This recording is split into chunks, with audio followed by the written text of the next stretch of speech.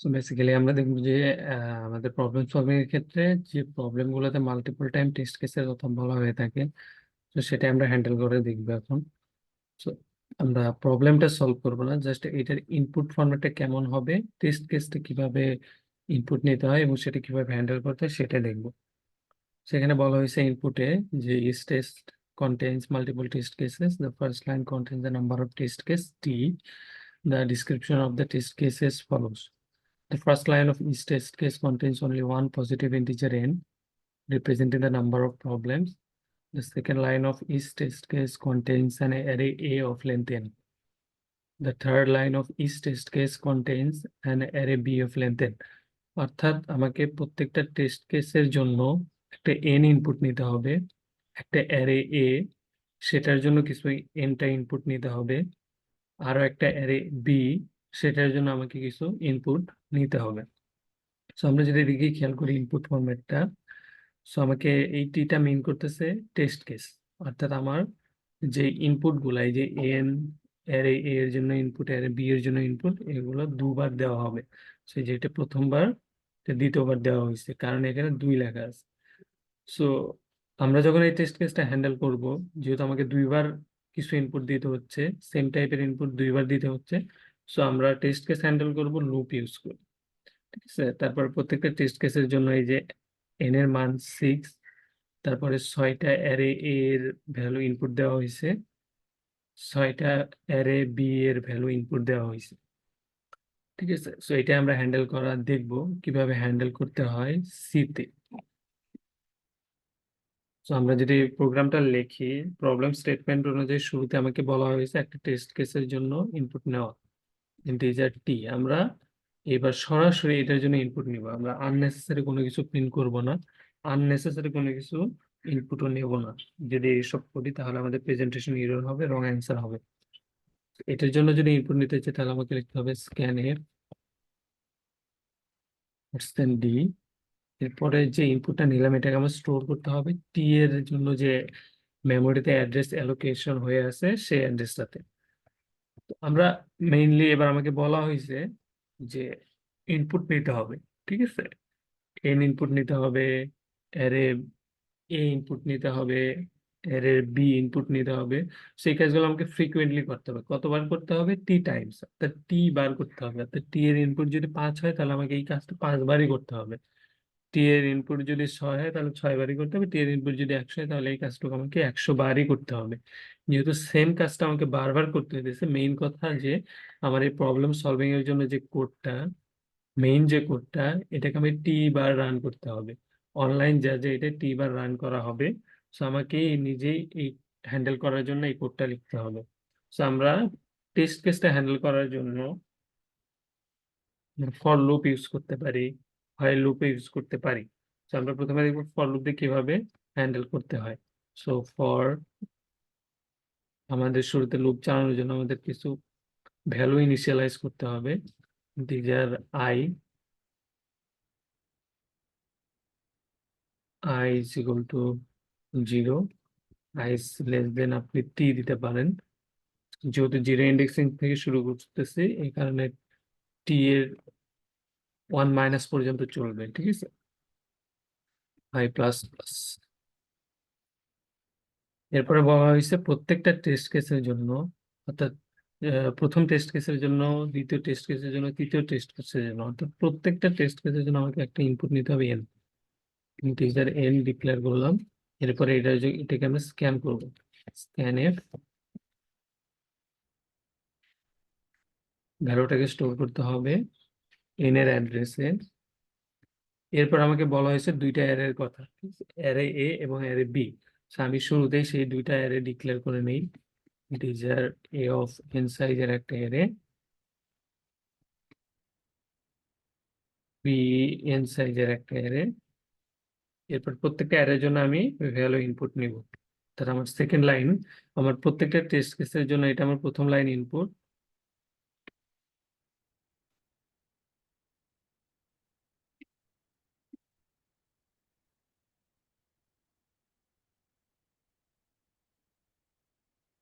এরপরে আমাদের second line input হবে হলো অ্যারে এ এর জন্য ইনপুট গুলা। সো আমাকে যেহেতু এনটা ইনপুট নিতে হবে, এটাকে আমরা ফর লুপ দিয়ে হ্যান্ডেল করতে পারি। For integer I is equal to 0, array indexing 0 থেকে স্টার্ট হয়, N I plus plus. Scan করব অ্যারের প্রত্যেকটা ভ্যালুর ইন্ডেক্সের ভ্যালু ইনপুট নেওয়ার জন্য। D Ampersand A of I. Sorry, এখানে আমাদের প্রবলেম হয়েছে, সেটা হলো যে আমাদেরকে লুপ চালানোর জন্য কিছু ভেরিয়েবল ইনিশিয়ালাইজ করে দিতে হবে। ইন্টিজার জে, ইন্টিজার কে। আমরা আই দিতে পারবো না, কারণ অলরেডি আমাদের আই একটা লুপের জন্য ইউজ করা হইতেছে। এই ভুলটা করা যাবে না, যেহেতু আমাদের আই দিয়ে একটা লুপ চলতেছে এবং শুরুতে ওটা ইনিশিয়ালাইজ করে দিছি, সো এই ভুলটা করা যাবে না।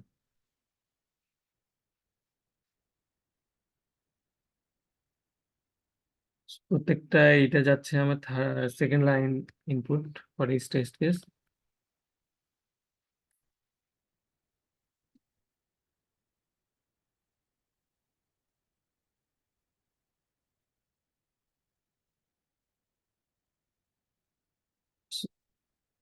তারপরে আমার তৃতীয় লাইনে দ্বিতীয় অ্যারের জন্য ইনপুট নিতে বলা হয়েছে, সো ওইটা আমরা ফর লুপ দিয়ে করবো। ফর,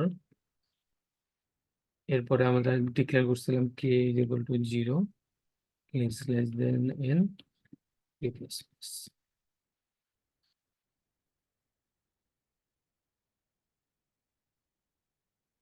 এই প্রত্যেকটা ইন্ডেক্সিং এর অ্যারে ইন্ডেক্সে আমাদের ভ্যালুগুলো স্টোর করতে হবে। সো অ্যাড্রেস বি অফ কে। এইভাবে আমরা ইনপুট নিতে পারি। এরপরে আপনার প্রবলেম সলভিং এর জন্য বাকি যা কোড সেটুকু আপনি নিচে লিখবেন। Rest of the course go here. ঠিক আছে। সো প্রবলেম আমরা এই যে বেসিক্যালি দেখতে চাইতেছি যে ইনপুট ফরম্যাটটা কেমন হবে, টেস্ট কেস কিভাবে হ্যান্ডেল করতে হয় সেটাই দেখতে চাইতেছি। আমরা প্রবলেম সলভটা করতেছি না, জাস্ট এতটুকু দেখানোর উদ্দেশ্য ছিল আমরা এই টেস্ট কেসটা ফর লুপ দিয়ে হ্যান্ডেল করতে পারি। ঠিক আছে, আমরা বেসিক্যালি আরেকবার দেখি ইনপুট ফরম্যাটে যেভাবে বলা হয়েছিল সেইভাবে আমরা নিতে পারছি কিনা। শুরুতে টেস্ট কেসের জন্য ইনপুট নিতে বলা হয়েছে, আমরা টেস্ট কেসের জন্য ইনপুট নিচ্ছি।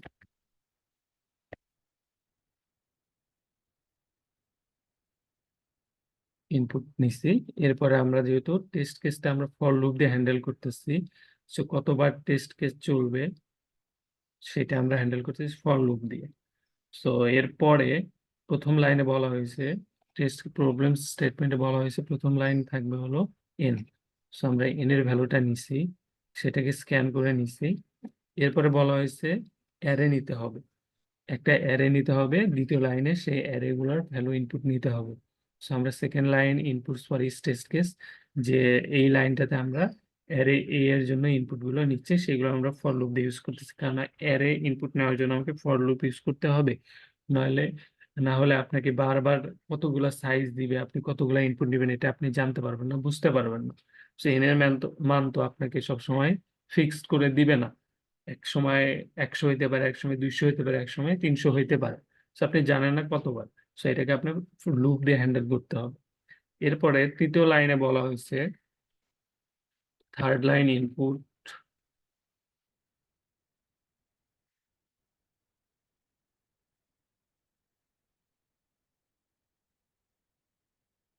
সো থার্ড লাইন ইনপুট নিচ্ছে আমরা, থার্ড লাইনটা হবে হলো অ্যারে বি এর জন্য ইনপুট নেওয়া। সো অ্যারে বি এর জন্য আমরা এন পর্যন্ত ইনপুট নিচ্ছি, সেই ভ্যালুগুলোকে আমরা অ্যারে ইন্ডেক্সিং এ স্টোর করতেছি। তো এবার এটা রান করলে আমরা দেখবো, যেহেতু আমাকে শুরুতে টেস্ট কেস টি এর কথা বলা হয়েছে, আমি 2 নিলাম। এরপরে এন এর কথা বলা হয়েছে, এন নিলাম 3। এরপরে আমরা ভ্যালু গুলা দিই 45, 69, 32। এরপরে দ্বিতীয় লাইন আমার দ্বিতীয় অ্যারের জন্য ভ্যালু দিব 10, 12, 13। ঠিক আছে, আপনার আমাদের কোড এখানে টার্মিনেট হয়ে যাবে।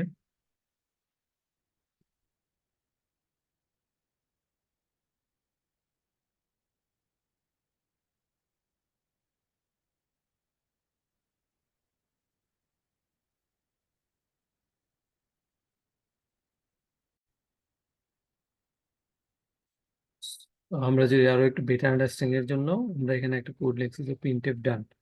এটা আমরা আননেসেসারি লিখছি জাস্ট বোঝানোর জন্য। আপনারা কখনোই আপনাদের প্রোগ্রামে আননেসেসারি কোনো কিছু প্রিন্ট করবেন না, প্রিন্ট করলে প্রেজেন্টেশন এরর হবে। সো এটা মাথায় রাখবেন।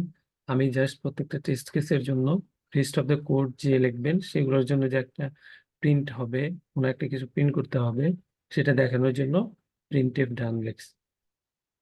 সো আমরা যদি এটা রান করি, সো আমরা দুইটা টেস্ট কেস নিব।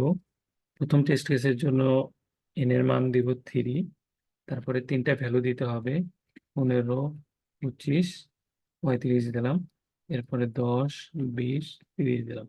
সো আমার প্রথম যে টেস্ট কেসের জন্য আমি যে ইনপুট দিলাম সে অনুযায়ী আমার একটা রেজাল্ট প্রিন্ট হলো। এরপরে আরো একটা টেস্ট কেস আমার বাকি আছে, সেটার জন্য আমি এন এর মান দিব 6, 6টা ভ্যালু দিতে হবে প্রথম অ্যারের জন্য। আমি 1 দিলাম, 2, 3, 4, 5, 6। দ্বিতীয় অ্যারের জন্য আমাকে কিছু ইনপুট দিতে হবে, আমি দিলাম 9, 8, 7, 6, 5, 4। ঠিক আছে, এইভাবে আমার ইনপুট গুলো হ্যান্ডেল হবে। যাই স্যার, সো আমাদের প্রবলেম স্টেটমেন্ট অনুযায়ী টেস্ট কেসটি নেওয়ার কথা বলা হয়েছে, আমরা 2 নিচ্ছি। এরপর প্রত্যেক টেস্ট কেসের জন্য এন এর মান নিতে হবে, এরপরে এন এর মান অনুযায়ী একটা অ্যারে ডিক্লেয়ার করতে হবে, দ্বিতীয় লাইনে সেই অ্যারে ইনপুট নিতে হবে, তৃতীয় লাইনে দ্বিতীয় আরেকটা অ্যারে নিতে হবে, সেটার জন্য ইনপুট নিতে হবে। সো আমরা এইগুলো নিচ্ছি। প্রথম লাইন অ্যারের জন্য টেস্ট ইনপুট, তারপরে দ্বিতীয় অ্যারের জন্য ইনপুট, তারপরে রেস্ট অফ দ্য প্রোগ্রামে যে আউটপুটটা আসবে সেটা প্রিন্ট হবে। ঠিক আছে, এরপরে দ্বিতীয় টেস্ট কেসের জন্য আমরা এন এর মান নেব 6, এরপরে দ্বিতীয় লাইনে অ্যারে এ এর জন্য ইনপুট নিচ্ছি, অ্যারে বি এর জন্য ইনপুট নিচ্ছি, এরপরে সে অনুযায়ী প্রিন্ট হবে। এইভাবে আমাদের প্রোগ্রামটা রান হবে। সো মাথায় রাখবেন, আননেসেসারি কোনো কিছু প্রিন্ট করবেন না। আমি জাস্ট ডাউনে এটা লিখছি আপনাদেরকে বোঝানোর জন্য। সো এরকম কোনো কিছুই প্রিন্ট করবেন না, প্রোগ্রামে যতটুকু চাওয়া হয়েছে ঠিক ততটুকু প্রিন্ট করবেন, না হলে প্রেজেন্টেশন এরর হবে। ইনপুটে যা যা নিতে বলা হয়েছে শুধুমাত্র সেগুলো ইনপুট নেবেন, বাকি বাড়তি কিছু ইনপুট নিতে গেলে আপনার প্রেজেন্টেশন এরর হবে। সো এইভাবে টেস্ট কেসটা হ্যান্ডেল করতে পারি আমরা। দ্বিতীয় আরেকটা ওয়ে আছে, সেটা হলো হোয়াইল লুপ ইউজ করি। আমরা বেসিক্যালি এটাই সবচেয়ে বেশি ইউজ করি। ঠিক আছে, আমরা হোয়াইল লুপটা ইউজ করতে পারি, আমরা ফর লুপ ইউজ না করে সরাসরি হোয়াইল লুপ ইউজ করতে পারি। এখন হোয়াইল লুপ কিভাবে ইউজ করব, কেন ইউজ করব, কিভাবে কাজ করে এটা বুঝতে হবে। সো আমরা অলরেডি টি এর জন্য ইনপুট নিচ্ছি, আমরা এখানে ফর এর পরিবর্তে আমরা হোয়াইল ইউজ করি। হোয়াইলের জন্য আমরা ট্র্যাডিশনাল যে হোয়াইল লুপ দেখছি তার জন্য আমাদের এখানে একটা ইনিশিয়ালাইজ করতে হয় value integer I is equal two আমরা 0 রাখি, তারপরে এর ভিতরে কন্ডিশনের ভিতরে হোয়াইলের কন্ডিশনের ভিতরে আমরা এইভাবে লিখি যে আই ইজ লেস দেন টি। অর্থাৎ এই কন্ডিশনটা যতক্ষণ ট্রু হবে ততক্ষণ পর্যন্ত আমাদের এই ব্লকের ভিতরে যে কোডটুকু লেখা আছে ততটুকু এক্সিকিউট হতে থাকবে। এরপরে আমরা শেষে আই যেটা আমার হোয়াইল লুপটা কন্ট্রোল করতেছে যে ভেরিয়েবলটা, সেটাকে ইনক্রিমেন্ট অথবা ডিক্রিমেন্ট করি। সো আমরা এখানে আই এর ভ্যালুটা ইনক্রিমেন্ট করতে পারি। ঠিক আছে, তো এইভাবে আমরা হোয়াইল লুপটা কন্ট্রোল করতে পারি। সো আমরা যদি এবার রান করি তাহলেও হবে। আমি টেস্ট কেস দিলাম 1, এন এর মান দিলাম 3, তিনটা ইনপুট দিব প্রথম অ্যারের জন্য 1, 2, 3। এরপরে দ্বিতীয় অ্যারের জন্য তিনটা ইনপুট দিব 4, 5, 6। সো শেষ। এভাবে আমরা হোয়াইল লুপ দিয়ে টেস্ট কেস হ্যান্ডেল করতে পারি। আর একটা ওয়ে আছে, এটা মেইনলি আমরা সবাই ইউজ করি, সেটা সেটা হলো যে কন্ডিশনের ভিতরে টি মাইনাস মাইনাস করে দাও। তো আমাকে বুঝতে হবে যে হোয়াইল লুপটা কখন রান হয়।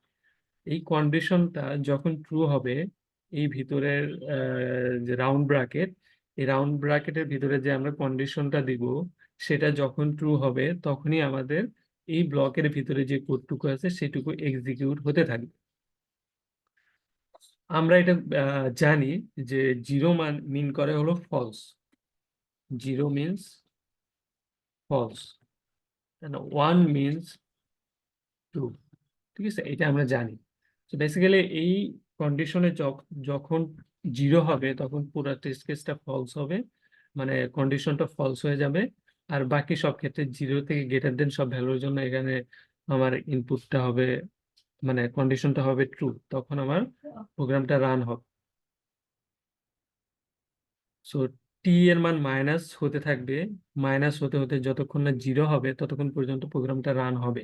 সো আমি যদি থ্রি নেই, থ্রির জন্য একবার রান হবে, টু এর জন্য একবার রান হবে, ওয়ানের জন্য একবার রান হবে, এইভাবে মাইনাস হতে হতে যখন জিরো হয়ে যাবে তখন আর এটা প্রোগ্রামটা রান করবে না। ঠিক আছে। সো বেসিক্যালি এইভাবে আমরা এই টেস্ট কেসটা হ্যান্ডেল করতে পারি।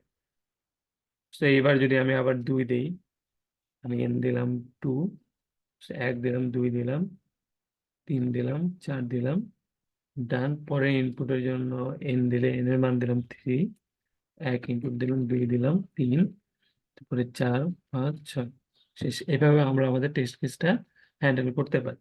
বেসিক্যালি আমরা এটা ফলো করি আমাদের প্রবলেম সলভিং এর ক্ষেত্রে, এই কনভেনশনটা বেশি ফলো করি, যে হোয়াইল টি মাইনাস মাইনাস, টি এর মান আমরা যে ইনপুটটা নিচ্ছি এটা এক এক করে কমতে থাকবে, যখন জিরো হয়ে যাবে তখন আমার এই লুপটা ব্রেক হয়ে যাবে। So rest of the code, এই ব্লকের ভিতরে যে কোডটুকু আছে সেটুকু আর এক্সিকিউট হবে না।